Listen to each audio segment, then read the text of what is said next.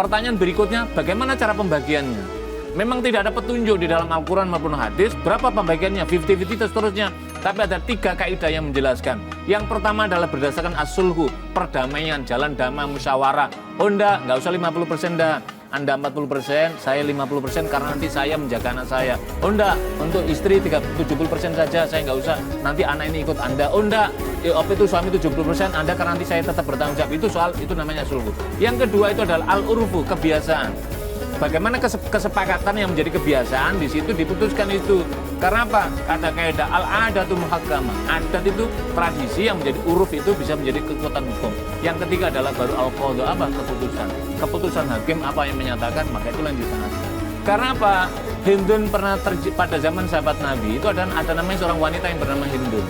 Hindun itu punya suami namanya Muawiyah. Suaminya ini pelit. Kemudian menghadaplah kepada Rasulullah, Rasulullah suami saya ini pelit. Hartanya dibawa sendiri, saya sering nggak dikasih. Maka kemudian Nabi mengatakan, bolehkah saya mengambil? Nabi mengatakan, ambillah yang secukupnya menurut keperluanmu dan keperluan anak-anakmu. Secukupnya ini tentu dalam mana batasan yang normal. Tidak seperti sekarang, secukupnya apa? Beli mobil juga cukup. Bukan itu dalam mana tentunya. Tetapi keperluan untuk istri dan anaknya ketika dalam kehidupan rumah tangga. Baik, ini Pak Ustadz. Ya. Kita kan di sini sudah mendengar dari cerita versinya Ibu Rahma. Iya. Bagaimana kalau kita menghubungi suami dari Ibu Rahma? Mungkin kita bisa mendengar dari versi suaminya Ibu Rahma, mungkin ada yang berbeda. Di sini mungkin Pak Ustadz bisa membantu menengahi permasalahan. Iya. Kita samarkan saja ya, namanya jadi nama Hermanto ya. Halo, assalamualaikum. Halo, assalamualaikum. Begini Pak, kita dari acara Tawakalan TV. Di sini di studio sudah ada istri Bapak yang namanya kami samarkan menjadi Ibu Rahma. Nah, kita sudah mendengar permasalahan dari Ibu Rahma tentang keluarga Bapak. Ya, saya sih sebenarnya kaget ya. Tadi juga ada dari orang TV telepon nih minta klarifikasi. Saya benar juga nggak mau nih urusan rumah tangga saya jadi konsumsi publik kayak gini. Tapi kalau emang dia maunya kayak gitu, ya udah saya jabanin. Mungkin dari Bapak juga ada yang ingin disampaikan. Saya sih sebenarnya juga capek. Saya dituduh terus sama dia, dituduh penipu, dituduh suka selingkuh. Nah, padahal dia juga sok suci. Dia aja nggak nurut sama saya. Dia tuh lebih sering dengerin sama keluarganya daripada saya. Saya yang capek. Saya yang capek. Kamu habisin harta saya, kamu selingkuh. Saya sudah bilang, saya itu dijebak. Dijebak Keluarga apa? kamu yang lakuin. Gak mungkin keluarga saya Keluarga jebak. kamu yang jebak. Baik, assalamualaikum Pak Anto. Ya, waalaikumsalam, Pak. Ya, mohon maaf Pak Hermanto ya, kami tidak bermaksud mencampuri. Kebetulan Mbak Rahma ini datang meminta tausiah diniyah, tausiah agama. Kewajiban saya yang sedikit mengerti tentang agama berkewajiban untuk memberikan pandangan-pandangan agama. Yang pertama, sesungguhnya Pak Hermanto ini punya tugas mulia karena menikahi Mbak Rahma dan Mbak Rahma mendapat amanah anak dari almarhum suaminya, maka ketika Pak Manto bisa membimbing, bisa menjadi menemani, bisa menjadi pemimpin untuk Mbak Rahma dan anak-anak yatim ini, tentu ini sangat mulia sekali. Dan yang paling pokok terpenting adalah kita agama membimbing untuk menjaga harta anak yatim yang ditinggalkan oleh suami pertamanya ini. Inilah yang kita ingatkan bersama-sama, jangan sampai ketika kita menggunakan harta anak yatim ini dengan cara yang tidak sesuai dengan agama, justru inilah yang akan memicu dan memacu petaka bagi kehidupan siapapun ketika melanggar ini. Sebab Allah Subhanahu wa taala mengingatkan di dalam Al-Qur'an agar menjauhi cara-cara semacam itu. Jadi kalau mungkin ada persoalan-persoalan yang bersifat privasi, kami tidak memasuki urusan Pak Manto dan urusan Mbak Rahma. Tapi intinya adalah bagaimana keluarga ini melahirkan kedamaian, bukan konflik. Apalagi kemudian sampai tadi memasuki wilayah peninggalan atau harta dari anak yatim. Inilah yang harus dijaga agar kita senantiasa dalam ridha Allah Subhanahu wa taala. Pak Hermanto, ada yang mau disampaikan? Ya, Atau ada yang mau dipertanyakan sama Pak Ustadz? Udah mencoba semaksimal mungkin sih untuk jadi suami yang baik. Tapi coba deh, kalian bisa tanya deh sama dia. Apa dia pernah melayani saya dengan ikhlas? Dia juga selalu nggak hormat sama saya. Keluarga saya juga dibilang manfaatin harta dia lah. Itu padahal semua tuh yang saya alami itu tuh dijebak sama keluarganya dia sendiri. Lah emang kenyataannya kan seperti itu. Dijebak apa? Waktu itu ada yang ngaku-ngaku hamil datang. Terus kamu sama si Mbak ngapain waktu itu? Kayak gitu keluarga saya yang jebak kamu. Hah? Udah, saya kira udah. Kalau kamu juga Udah, kamu Pak nggak Manto akan udah percaya cukup. sama saya. Oke, Pak Manto ini sudah menyangkut privasi, tidak elok ditampil di sini. Saya kira mari untuk melakukan introspeksi masing-masing. Pak Manto bisa menutupi aib kekurangannya, itu menjadi hak. Mbak Rahmat juga sama dalam kota ini, tapi yang terpenting adalah bagaimana menjaga masing-masing.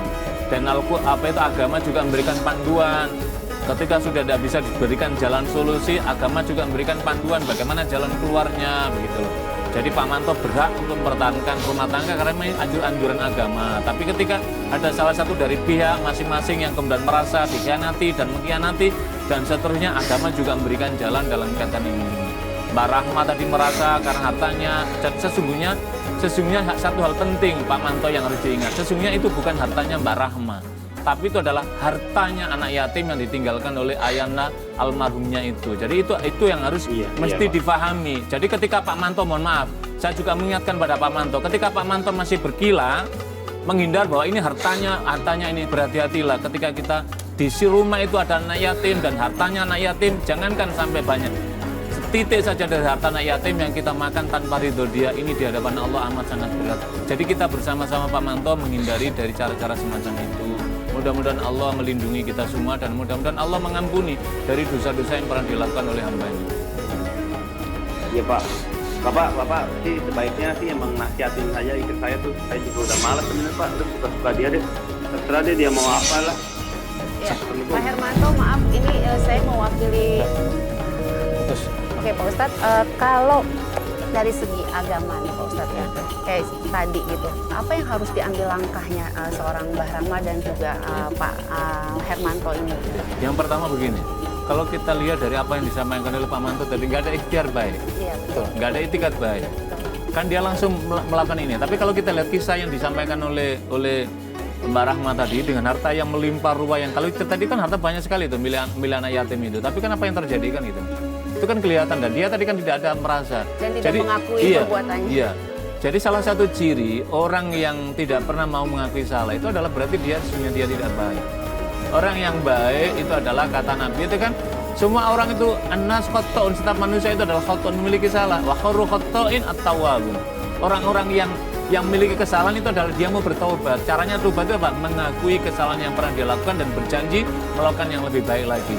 Yang kedua, ada hal penting tadi yang disampaikan, tidak ada dari itu. Kalau dia tadi titik temu tadi, misalkan, oh ya Mas, saya minta maaf, begitu juga Mbak Rahma, udahlah kita tutup, nggak ada ruang itu. Nah, kalau sudah seperti itu, untuk apa kehidupan rumah tangga? Berarti kan begitu. Rumah tangga itu tujuannya adalah untuk membangun sakinah, mawaddah, rahmah, kedamaian, penuh kasih sayang dan penuh cinta kasih. Tidak ada itu. Kalau sudah seperti itu apa? Maka rumah tangga itu seperti anar, seperti neraka kan begitu. Bara yang menyala-nyala tentu bukan untuk itu. Kalau begitu apa? Ada jalan. Apa? Allah memberikan jalan misalkan dengan cara apa? Ada talak tadi itu. Tapi diupayakan kalau masih bisa ditaubati, kembali dengan cara yang baik. baik Pak Ustadz, ini amalan baik apa yang harus dilakukan Ya. Ibu Rahma ini? Mungkin untuk keluarganya bisa tetap tenang, Ya. mungkin syukur-syukur bisa kembali baik-baik lagi, dan untuk bapak suaminya mungkin bisa terbuka hatinya untuk kembali ke jalan yang benar. Betul. Agar mau kembali ke jalan yang benar, kembalilah pada tuntunan agama. Tuntunan agama dari mana? Al-Quran dan Sunnah. Agama memandu kewajiban di keluarga itu apa? Ar-rijalu qawmun, laki-laki. Dilihat bagaimana tanggung jawab laki-laki dan bagaimana kewajiban seorang istri kepada suaminya. Suaminya taat pada Allah apa tidak? Istrinya taat pada tidak? Kalau tidak, suami istrinya harus taat pada suami. Bagaimana suaminya ketika melanggar? Maka istri harus menjadi pengontrol, pengingat daripada suami. Tapi bagaimana kalau masing-masing nggak ada yang mau mengalah, nggak ada yang bisa diluruskan? Maka agama meminta apa? Taubat. Kan Nabi Bapak Adam alaihissalam karena membimbing, Rabbana dzalamna anfusana, ya Allah kami zalim diriku, wa illam taghfir lana ya Allah, dan jika engkau tidak mau mengampuni dosa-dosaku, lanakunanna minal khasirin, sungguh kami akan menjadi orang-orang yang merugi ya Allah. Maka itu adalah kaitan di sini. Yang kedua apa? Yang kedua Mbak Rahmat kan ada kaitan tadi. Sebelum mulai pernikahan, Mbak Rahmat kan nggak setuju oleh tadi kan keluarga keberatan. Yang kedua, menjadi pelajaran pada para pemirsa mama. Mohon maaf sekali kalau ditinggal suaminya meninggal atau bercerai. Kalau mau menikah lagi dan punya anak, pertimbangkanlah ada anak. Bukan berarti nggak boleh menikah. Menikahlah, carilah suami yang bisa menjadi imam pada Anda, dan carilah suami yang menjadi imam pembimbing pada anak-anak Anda, yaitu anak tiri. Supaya pada di kemudian hari tidak menyesal seperti yang terjadi pada Mbak Rahma. Mudah-mudahan Allah melindungi kita semuanya. Baik, alhamdulillah. Terima kasih Pak Ustadz atas Sama-sama. pesannya. Semoga Ibu Rahma juga setelah mendengar pesan dari Pak Ustadz bisa menjadi lebih baik ya kehidupannya Ibu Rahma ya. Insya Allah. Kita doakan yang terbaik. Ya baik pemirsa Tawakal yang dirahmati Allah Subhanahu wa taala, semoga pelajaran ini bisa menjadi pelajaran bagi kita semua yang ada di sini maupun di rumah. Dan begitu saya Mario Wirik dan rekan saya Angel Eldia beserta Bapak Ustadz Muhammad Zia pamit undur diri. Wabillahi taufik wal hidayah. Wassalamualaikum warahmatullahi wabarakatuh. Waalaikumsalam warahmatullahi wabarakatuh.